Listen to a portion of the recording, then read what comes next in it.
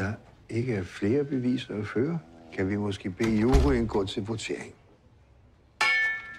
Jeg foreslår mig selv som repræsentant for selve juryen.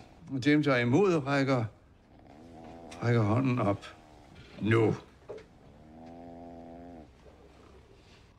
Ja, så er det enstemmigt vedtaget. Ikke en kat kan tvivle i denne sag. Naber er klart skyldig i vold mod Halmer. Naber er en god mand. Han er helt utvetydigt den skyldige. Med hensyn til straffen dømmes Halmer til en time i stokken nede i logerummet. Men hvis Næv er skyldig, hvorfor skal Halmer så straffes? Vi har i Danmark vores måder. Tillad mig at citere Wessel. Smeden i en lille by begik et mord, og da liv skulle betales med liv, så modtog smeden sin dødsdom. Befolkningen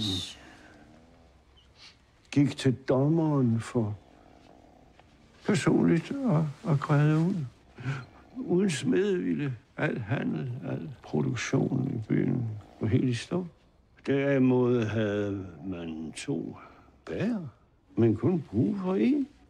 Dommeren, han dømte den ene bager til døden i stedet.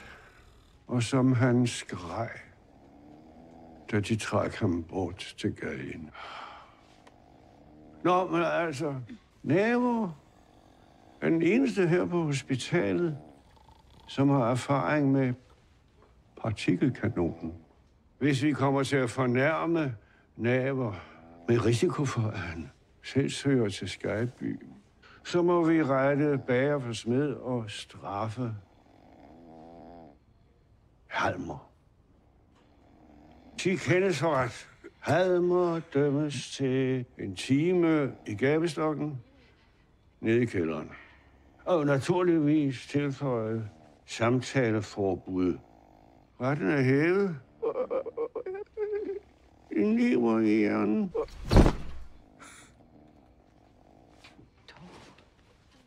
Han er død? Ja. Skal jeg starte genoplivning?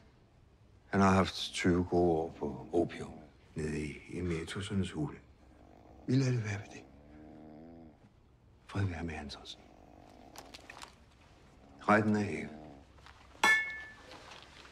För övrigt träffa en man på rengöringsenheten. Andersson heter han. Han har tagit min kartong.